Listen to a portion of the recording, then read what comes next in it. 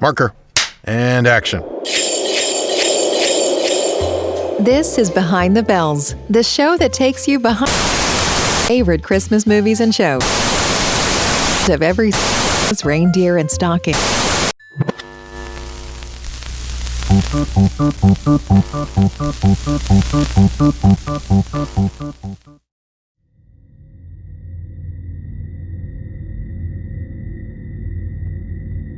Merry Monday, everyone, and welcome to Behind the Bells. I'm your host, Robert Nicholas, and I will be taking you on another one-horse open sleigh ride into the world of Christmas movies. Don't worry, I'm not going to be doing that the entire episode, but I wanted to be the first to wish you all a happy Halloween. And of course, for the occasion, I wanted to ensure that an episode got out on time. But when you really think about what happened last year, I was doing a deep dive on Krampus. But of course, as we all know, I'm in the middle of doing a deep dive on Miracle on 34th Street, which, yes, part 2 of that is going to be coming out very soon. But because I didn't really do a deep dive on a Christmas movie that has some spookiness, or even a general horror movie itself, I really wanted to provide something for you all. So for the occasion, I really thought about exactly what it is that I like doing around Halloween time, and like how we do so around Christmas, I too love listening to a lot of Halloween songs.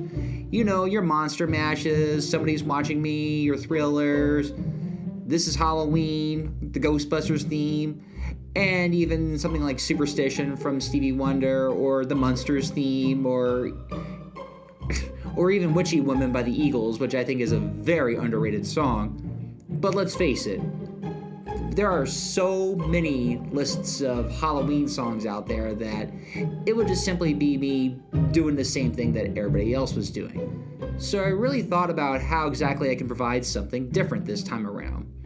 Well, one thing I really thought about was exactly how many Halloween songs that I do listen to that a lot of people have really never heard of before. And granted, it is because a lot of them do come from a lot of shows from the 90s or 2000s that I did watch, but I wouldn't say that a ton of people have seen. But who knows? Maybe you might know some of these.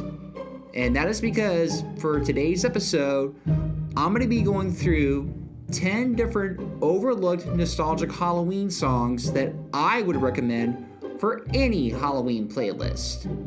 So, what are some of the qualifications in order to end up on this list? Well, for one, they obviously can't be a song that is way too famous for its own good. So no Thriller, no Somebody's Watching Me, and of course, no theme songs like the Ghostbusters or the Munsters or the Addams Family, because let's face it, all those songs are on any kind of Halloween playlist. Now, that's not to say I'm not going to include songs from different TV shows, but these are just ones that usually don't get brought up, well, one too many times, or at all. And another qualification that I decided I was going to invoke this time, that I was not going to use that many villain songs. So if any of you are hoping for some of your favorite Disney classics, such as the Oogie Boogie song, or Friends on the Other Side, or Be Prepared, or hell, even the Gaston song from Beauty and the Beast, you're not going to get any of that here. Now, there is one I will be talking about, but don't worry, it's from a movie that very few people have heard about. So, without any delay, let's get into this and start talking about some awesome Halloween songs. Okay, well, let's start off with an oldie but a goodie called Trick or Treat by the Mellow Men. Trick or treat, trick or treat, trick or treat for Halloween. Better give a treat that's good to eat if you want to keep life serene. Trick or treat, trick or treat, trick or treat, trick or treat, trick or treat, the whole night through. Little scallywag. Now, this classic big band style quartet song came from a Disney cartoon called Trick or Treat, starring Donald Duck. I would assume that most people have probably seen this, but if you haven't seen the cartoon, It revolves around Donald's nephews, Huey, Dewey, and Louie, as they're out trick-or-treating on one Halloween night. Once they get to their uncle's house, they're hoping for some treats, but instead they get some tricks. They do everything they can to complain about it, but they still get even more pranks pulled by Uncle Donald, who simply wants to eat the sweets himself and just, well, troll his own nephews. The nephews, of course, don't take that too lightly, so they actually get the help from a local witch who agrees to play some tricks back on Donald with a spell of her own, which causes him to do some dancing or even ramming his head into a closet. If you haven't seen it, I totally recommend watching it. But of course, what about the song Trick or Treat? It's weird how you think that even though there were a lot of old crooner style Christmas songs, but there really weren't a ton about Halloween, and this little classic finally provides us one. Now, a lot of the voices from here should sound familiar because one of the singers of this is Thurl Ravenscroft, who most recognize as Tony the Tiger from those old Frosted Flake commercials. The group themselves may have done a lot of work for Disney, which also includes as the Card Painters from Alice in Wonderland or the Elephant Dawn Patrol from the Jungle Book, and even providing the backup for the theme from Zorro. But that didn't stop them from actually working with a lot of other major artists like the Everly Brothers at the time, really helping amplify a lot of the sound that they were really going for. When you really listen to the song itself, it just has that really nice big band beat song, but also has that, well, little extra sense of spookiness that creates kind of an excitement for the night, especially for that at the time period. It's also the kind of song that a lot of people really wouldn't associate with Disney, thinking that everything from the company was very squeaky clean. But I think they tend to really forget just how many darker cartoons that Disney had done, even with Mickey and the Gang. I mean, does nobody remember Pluto's Judgment Day, the one where he's essentially sent to Cat Hell? Or even The Lonesome Ghosts, where Donald, Goofy, and Mickey are essentially going into a mansion that is haunted? Or even one where Donald is going after a gorilla. I can't quite remember the name of that one. But a lot of them really took kind of a darker tone that I don't know if it's just because people look through rose-colored lenses thinking that everything was just so squeaky clean. But when you look at the whole Trick or Treat short on its own, it is one of the lighter of the darker ones. I mean, this is really meant to be much more of a family-friendly Halloween short, which there's nothing wrong with that. And because of that, the song itself is just as family friendly. I'd say go ahead and add this to the list, give it a little listen, and hey, you just might be in the mood to go trick or treat, trick or treat, trick or treat for Halloween. Speaking of Thurl Ravenscroft, let's head back over to Disney. In fact, let's head on over to Disneyland because our next song is going to be Grim Grinning Ghosts. Grinning ghosts come out to socialize. If you would like to join a jamboree, there's a simple rule that's compulsory. Now I know what you're all thinking. Well, hold on, Robert.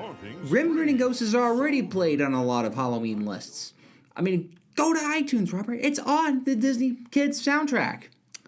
Yes, it is. But I'm actually referring to a different version of Grim Grinning Ghosts.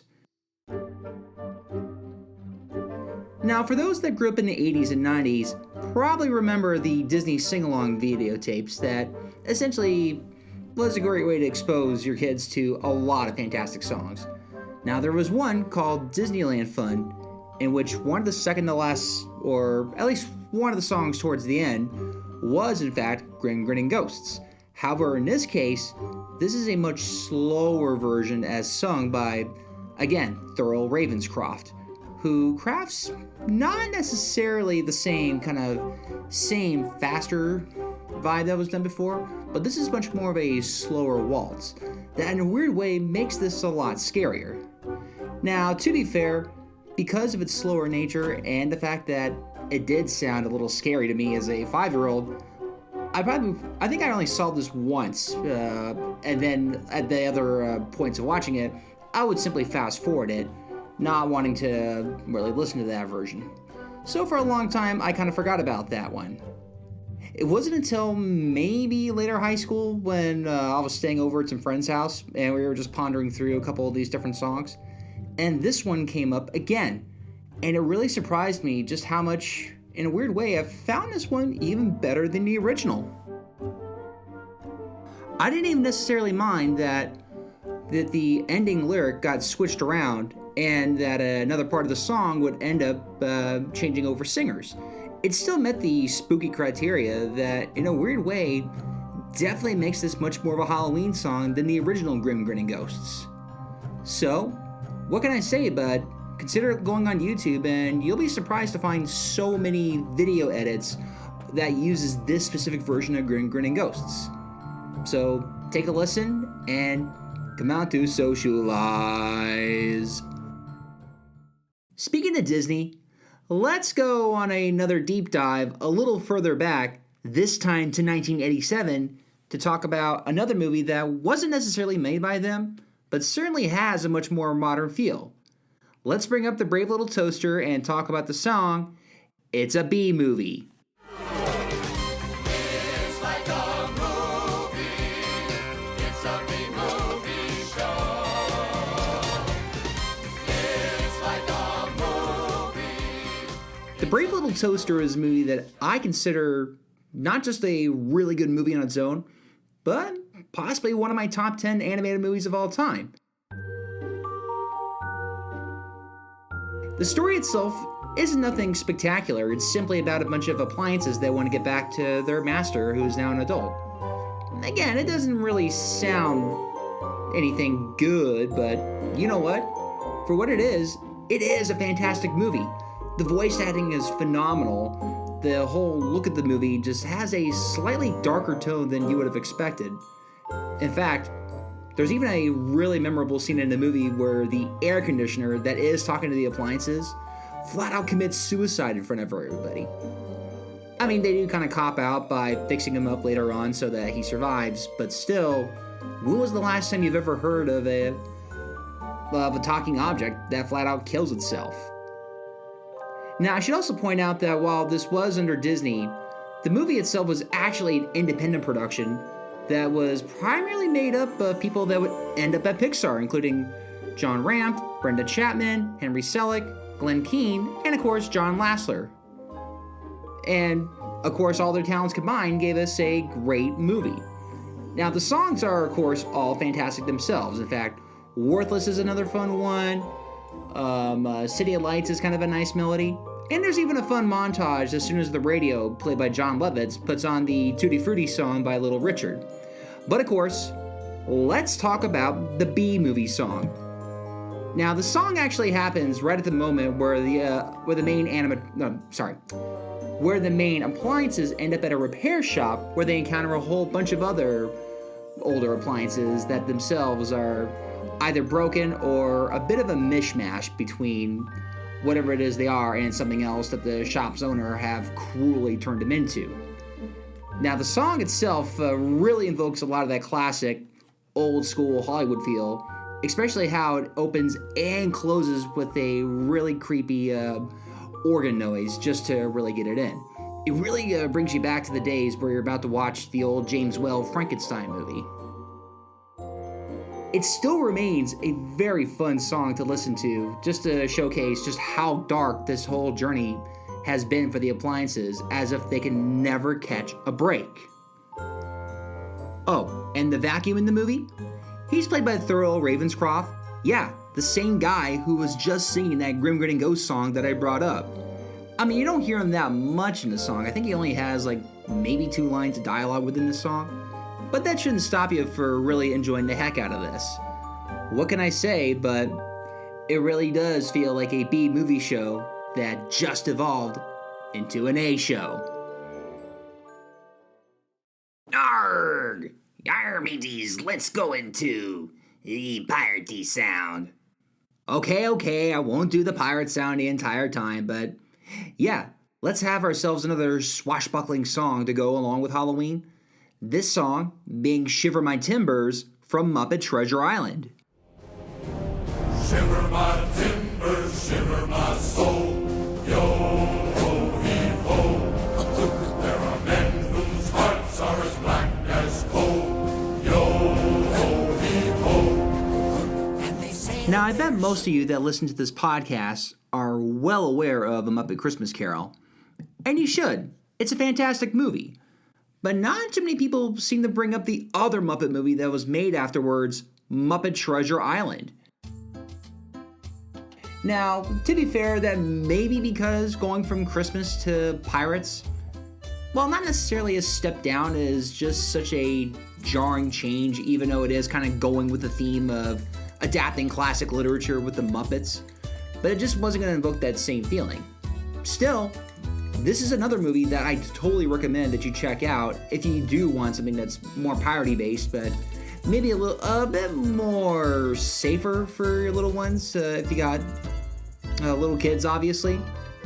And even though this movie itself isn't necessarily a masterpiece, or you could even debate whether this is even a great Muppet movie, but it still has the classic Muppet jokes, it still has a lot of good setups and music, and of course, it does have Tim Curry as Long John Silver. That alone should get you invested. Now, Shiver My Timbers is the movie's introduction song, even though in a weird way, it sounds like something that would fit more like Pirates rather than a Muppet movie. And that's actually because Hans Zimmer, the same guy who composed most of the pirate movies from 2 till the most recent one, also did the Muppet movie, the Muppet Treasure Island. It's weird to think that Hans Zimmer, the Hans Zimmer, would want to do a Muppet movie. And keep in mind, it's not like he was in a lower place in his career. He had already done The Lion King, so this is clearly a project that he wanted to do. But you know what? Again, the song sounds great with his music.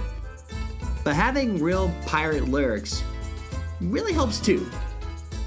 And one of the reasons that it does sound really good, that the songs from this movie were actually written by the same songwriting team that had worked in the industry for a while, Barry Mann and Cynthia Well, who themselves have worked on a variety of projects, including the song Somewhere Out There from American Tail.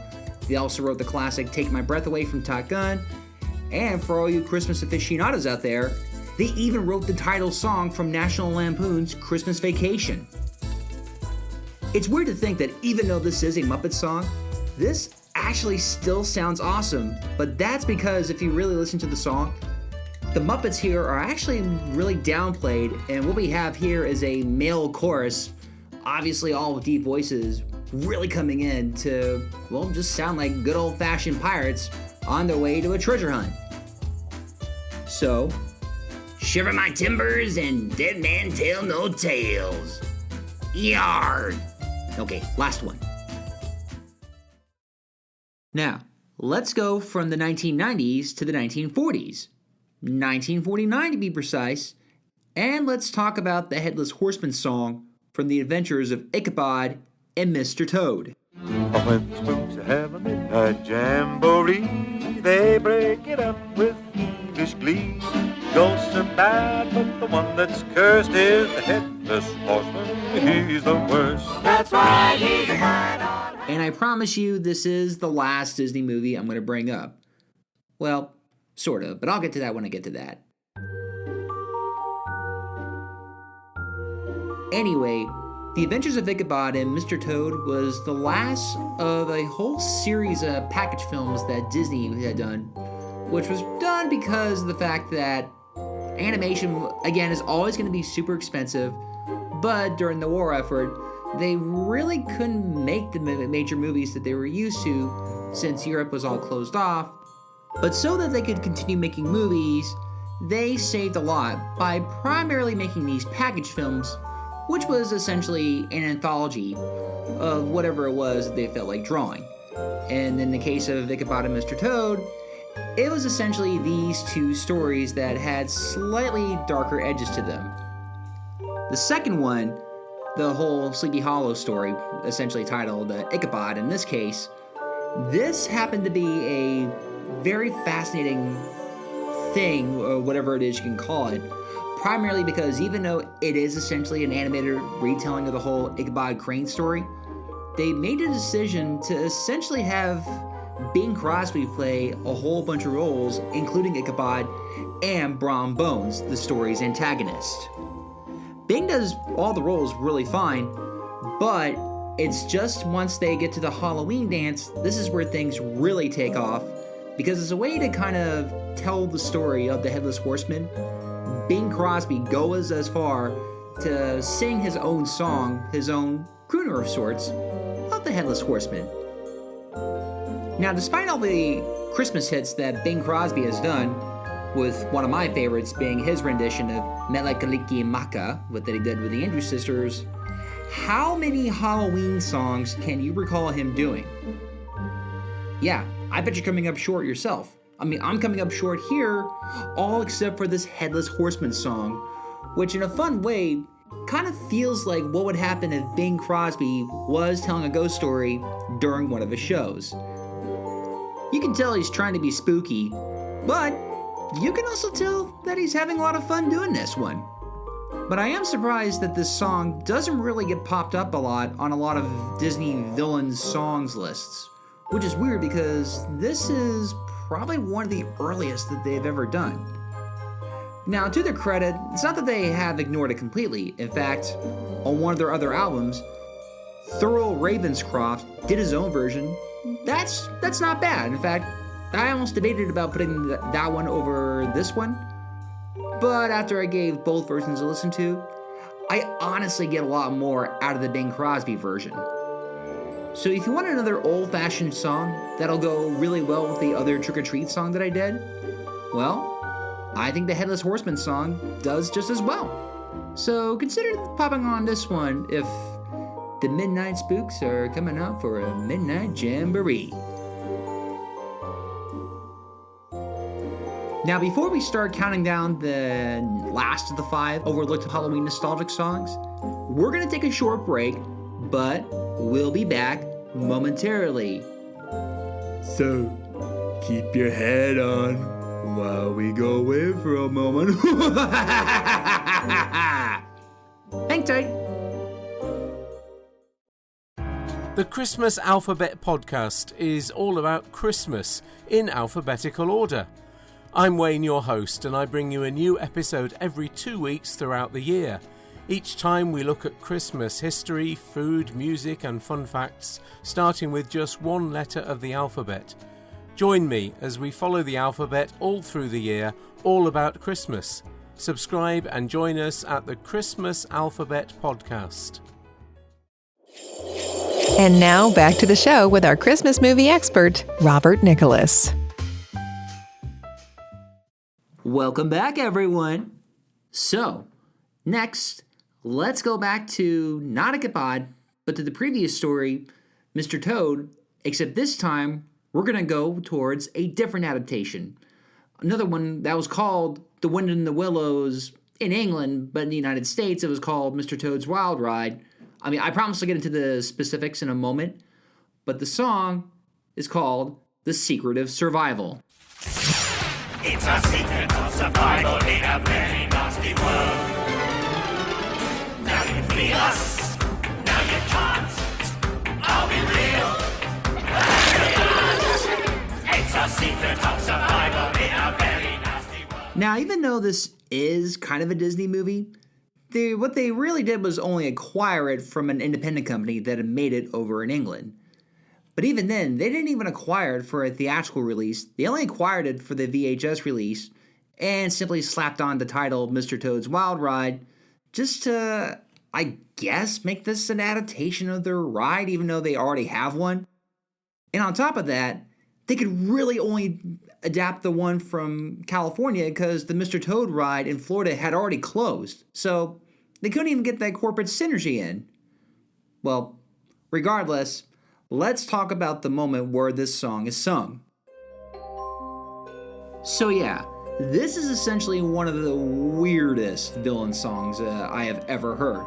It happens during a moment where Mr. Mole is alone in the woods and the weasels come out just to essentially bully and troll him, just to tell him there's no such thing as friends. And essentially just to teach him about how it's dog eat dog out there. You gotta survive. It should come as no surprise that this is a very British sound. In fact, in a weird way, it kind of has a Monty Python villain feel. And that may be because a good chunk of Mr. Toad's Wild Ride has a lot of Monty Python alumni in there, minus Graham Chapman, who unfortunately passed in 1989, and Terry Gilliam, who had conflicts with his other movie, 12 Monkeys. Now the song itself, as I've said, along with being a Monty Python kind of feel, it also has kind of a broken down amusement park kind of feel. And in a weird way, that actually makes the song both intimidating and a lot of fun. I really like a lot of the lyrics that are being said here just to really make the weasels one-up Mr. Mole in this case. But the one major downside about this song is that it is very short. How short? Only about 1.5 minutes, which is not really long for this kind of song. But that doesn't stop it from being pretty fun. Now, do I recommend the movie? Well, it's hard to say because I've only watched Mr. Toad's Wild Ride twice, and both times walking out of it, I really have no idea how to feel. Again, it's one of those movies where it's not just the animals that talk, the trees talk, the water talks, the sun talks, the sky talks, and, well, Doug Walker from the Nostalgia Critic said it best, but this is Pee-wee's Earth. But even if you don't really feel like watching the movie, The Secret of Survival itself is a very fun villain song that ironically makes it for a good Halloween song if you want something that sounds a little goofy but slightly intimidating as well. I promise if you listen to this song, it really isn't a nasty, nasty world. Alright, so I know what some of you are probably saying. Robbie, can't we get something that's a little more American here? Okay. Well, let's get you another song that's so American that most people are probably going to find this one really annoying. Let's bring in Real and Scary from the Fairly Odd Parents. Scary tonight on Halloween. Real and scary. Like a vampire staying in the night. Real and scary. Like a witch on a broom taking flight. Real and scary. Chances are, if you didn't grow up in the early 2000s, then you've probably never even heard about this, and you're probably not going to like this if you're not really in for a lot of those Nickelodeon-style songs. But it is nostalgic for me. I did watch The Fairly Odd Parents when I was a kid, and honestly, I think this is actually a pretty good Halloween song, even with Timmy Turner's voice. Okay, hear me out. Within this episode, Scary Godparents, Timmy Turner is about to head out for another Halloween night, only for it to, well, go kind of lame, especially with his babysitter Vicky, who's chaperoning him and everybody, and what do you know, Icky Vicky gets more candy than everyone else.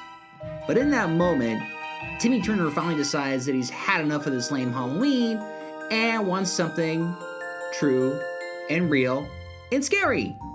Now, voice actress Tara Strong does really well not just voicing this very high-pitched child, but singing in his voice too.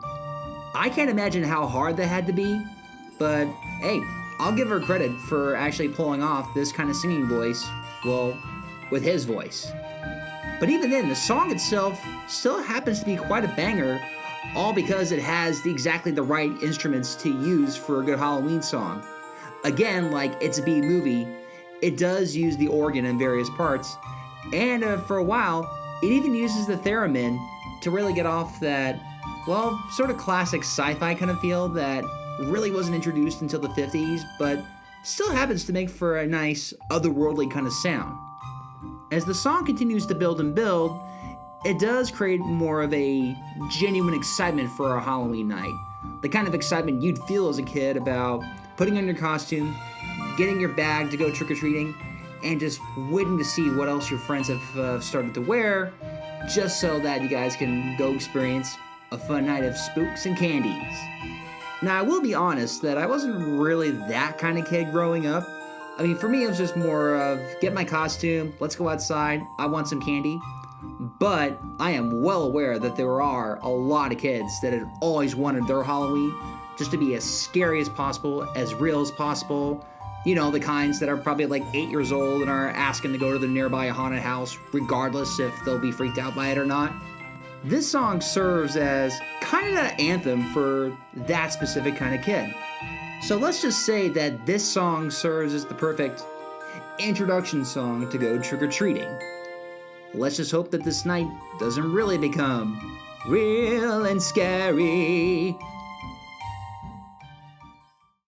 Now, speaking of cartoons, we shouldn't discount some of the other classics. In fact, what I have next for you is a song from a classic that got a really cool modern update. What we have is It's Terror Time Again from Scooby Doo on Zombie Island. You hear the screeching of an owl, you hear the wind begin to howl. You know there's zombies on the prowl, and it's terror time again. Those that have probably heard the song will probably tell me this sounds kind of dated, that has a bit of a cross between a 90s grudge and an early 2000s punk style. And they'd be right. But once you actually see the movie and in the context that it's used, you kind of realize that not only does it make a lot of sense, but the song itself is a really good Halloween song to rock out to. Now, I am sure that people definitely know what Scooby Doo is, and I'm sure that a lot of probably know about Scooby Doo and Zombie Island. But to kind of back up a bit, after about the 1980s, Scooby Doo and the gang had not been seen since at around the 80s, at least as a group together. But because of the fact that Scooby Doo had been re-airing on Cartoon Network and it had provided such a cash cow for Cartoon Network, it was decided to give them a brand new movie, minus Scrappy Doo, of course. So in 1998, they got their very first full-length movie, even if it was sent straight to video, Scooby Doo on Zombie Island. And I know some of you are probably thinking, but why does this song have significance with the whole Scooby Doo thing? I mean, what's so special about Scooby Doo on Zombie Island? Well, for one, this is one of the very few Scooby Doo properties in which the villain this time is not your typical guy in a mask. Yeah, there's no scene of Velma or Fred unmasking some guy where the whole supernatural thing just proved to be nothing more than a trick. No, what they encounter are actual monsters. And on top of that, the story in the movie involving them going to another island to actually solve an old family curse does have a good mystery to it. Now, It's Terror Time Again only starts as soon as Scooby and Shaggy encounter their first set of zombies, and they start to see very well that this is no parlor trick of any kind. These are genuine zombies looking to kill. But as they're running away, trying to find some sort of safety, as one is holding the other obviously, this song kind of builds a lot of excitement when you really start to understand that the Scooby-Doo gang, not only are they in another era, but they are now encountering something that they truly haven't seen before. Real supernatural creatures of the night. And on top of that, the song itself is a real rock banger. If Real and Scary really brought me back to the days of being a child around Halloween, then It's Terror Time Again kind of brings me back to the teenage years of enjoying Halloween. It feels edgier than what you expect out of a Scooby-Doo thing, and the song itself also has kind of a slightly edgier feel for Halloween time, as if you and your friends might go trick-or-treating, but you're also off to go do some stuff that, let's face it, the parents are probably not going to want to know about. Now, Scooby-Doo on Zombie Island itself is actually a really good movie. I don't know how much there would be for adults that don't watch Scooby-Doo, but for fans of the old show, and for those that love animation in general, I think they'll definitely get a lot out of this whole story that combines a good mystery and just a fun monster movie. It just so happens to have the Scooby Doo game to go with it. But if anything, this whole song really should show how the show was willing to have an edge to it. So for that Halloween that you really want to feel yourself all pumped up and excited, maybe consider putting on It's Terror Time again, rather than having to say, Scooby Doo, where are you? For the millionth time. Okay, so I knew I had to include at least one song from a very famous horror movie, and I think I found the right one. I mean, it is known by a lot of people, but for those that I typically see curating Halloween playlists, I'm surprised that this one's not put up as much. I mean, this movie's theme song tends to be used a lot, but not this other piece of music. So, this is the Silver Shamrock commercial song from Halloween 3, Season of the Witch. Happy, happy Halloween, Halloween, Halloween. Happy, happy Halloween, Silver Shamrock. Happy, happy Halloween. Now, it's hard to add a lot more to what hasn't been said about the whole Halloween series, other than that the original Halloween is a classic that really changed the game when it came to slashers. Now, it just so happens that after Halloween 2, it was decided to try to take the series in a different direction for Halloween 3, Season of the Witch. And the big one being, there's no Michael Myers. And in fact, there are no returning characters. This is all an original story about a detective that's trying to stop this mask-making company, Silver Shamrock of course, from releasing this one kind of commercial that would kill off a bunch of kids watching it just so that they can try to return Halloween to its pagan roots. Now, at the time, the movie was not well received by a lot of people because that there was no Michael Myers. But also, over time, a lot of people have come to see this as a very undervalued movie in general.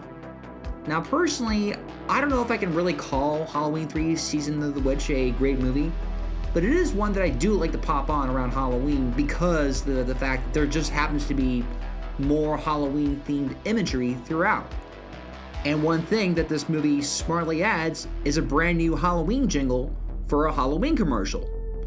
Now think about your childhood, especially if you watched Nickelodeon or Disney, and really think about just how many of those really cool Halloween commercials were made.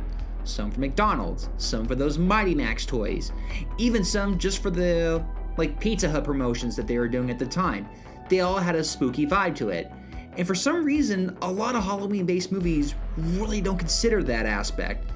I mean, it's something that's so dear to my heart, but I never see that played out in a lot of Halloween movies.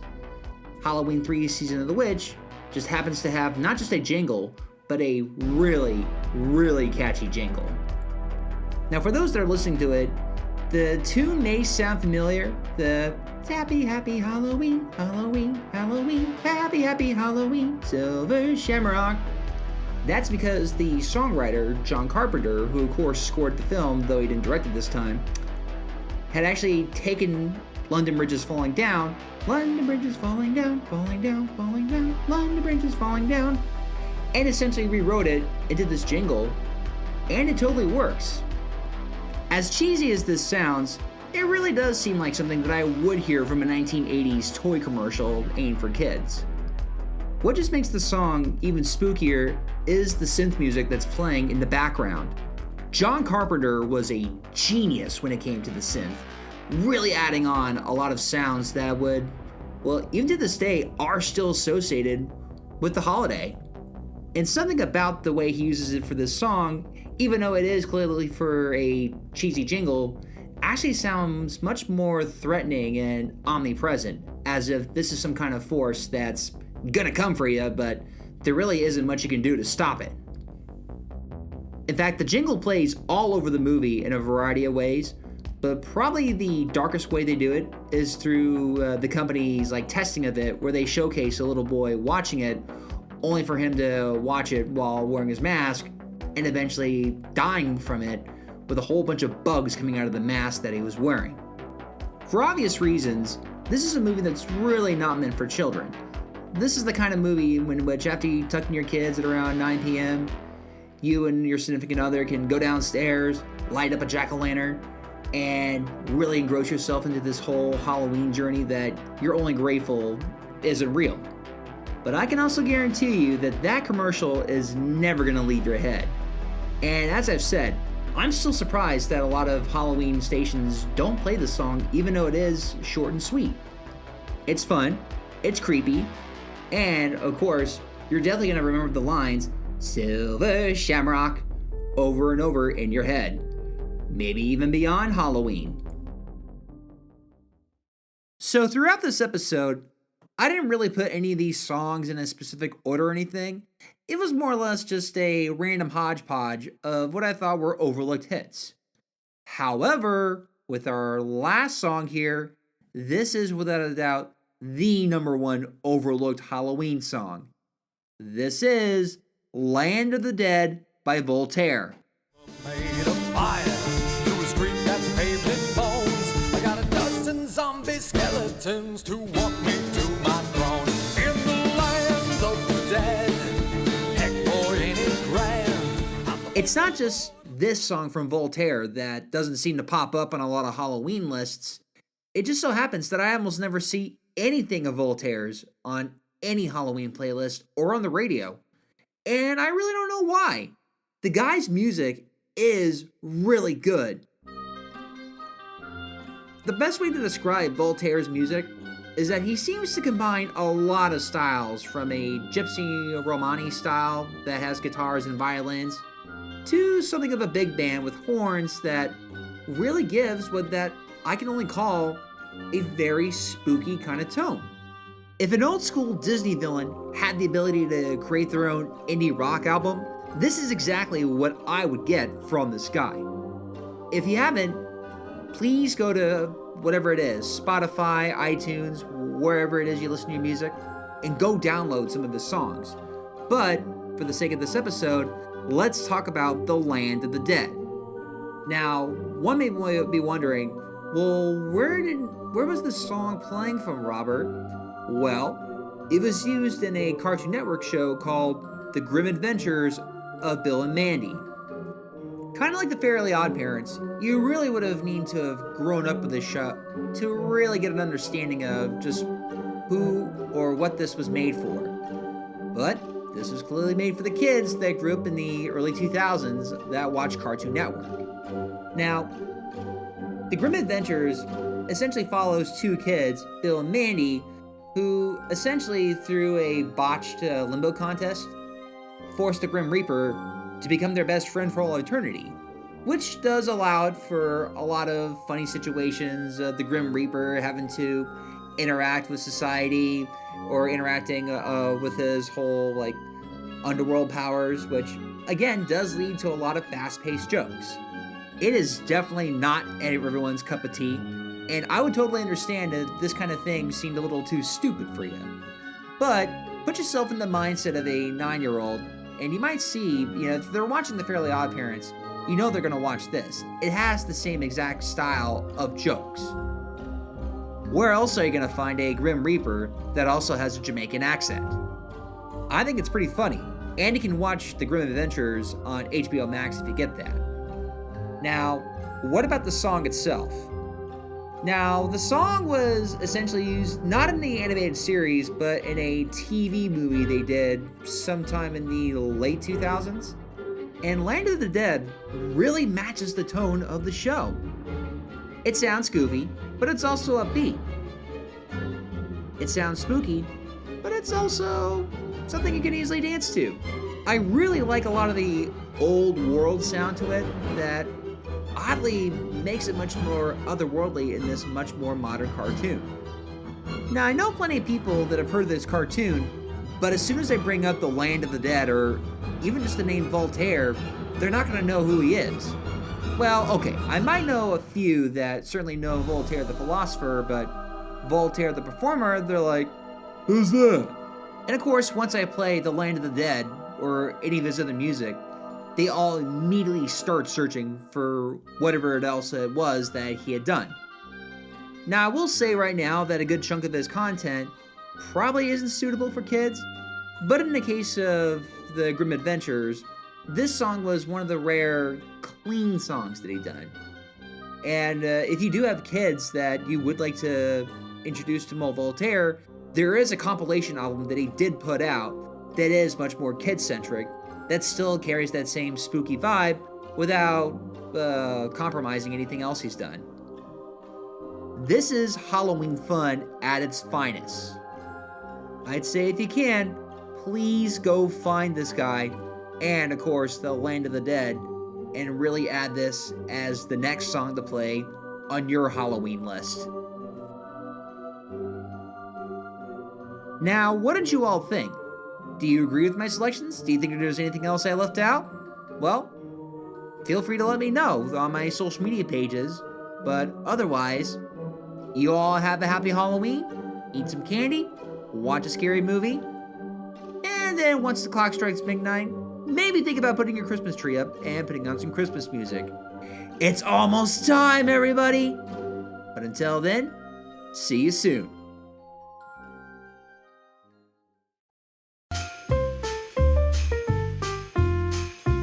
Thank you for joining us on this sleigh ride into the magical world of Christmas movies. Check us out for weekly rides into your favorite Christmas classics and their histories. Be sure to give us a positive review on iTunes if you like what you heard. And don't forget to follow us on social media on Facebook and Instagram for updates and special news. Consider subscribing on Patreon in order to help keep the show going and to gain access to some special gifts not available to the public. Merry Monday to all, and to all a good night. See you next week. Cut. Okay, everybody, that's a wrap.